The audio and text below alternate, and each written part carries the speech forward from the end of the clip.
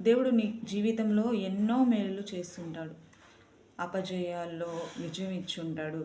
జరగనప్పుడు ఇంట్లో జరిగేటట్టు దేవుడు చేస్తుంటాడు. శత్రువు ముందు నేను తలలా చేస్తుంటాడు.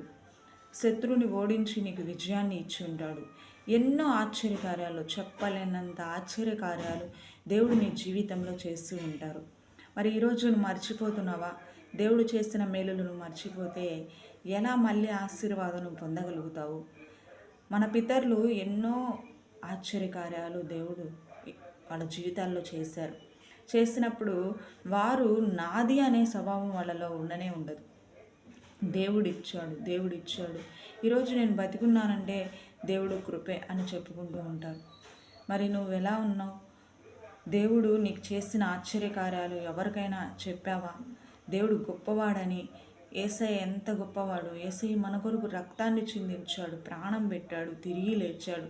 యేసయ్య ఎంత ఆశ్చర్యకరుడంటే, నా జీవితంలో ఎంత మేలు చేశాడంటే అసలు చెప్పలేనంత మేలు చేశాడు. ఈరోజు నేను బతికున్నానంటే, ఈరోజు నేను తింటున్నానంటే, ఈరోజు నేను నడుస్తున్నానంటే ఆయన ఇచ్చిన కృప, ఆయన ఇచ్చిన దయ.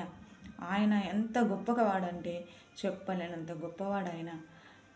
ఆయన మార్గంలో మీరు నడుస్తారా అని ఒక్కరితో అయినా నువ్వు పంచుకున్నావా? దేవుడు ఎంతగానో నిన్ను దీవిస్తాడు. మరి ఇంకా ఎన్నో చెప్పుకుంటాం మనం కూర్చున్నప్పుడు. వ్యర్థమైన మాటలు ఎంతో మాట్లాడుకుంటూ ఉంటాం.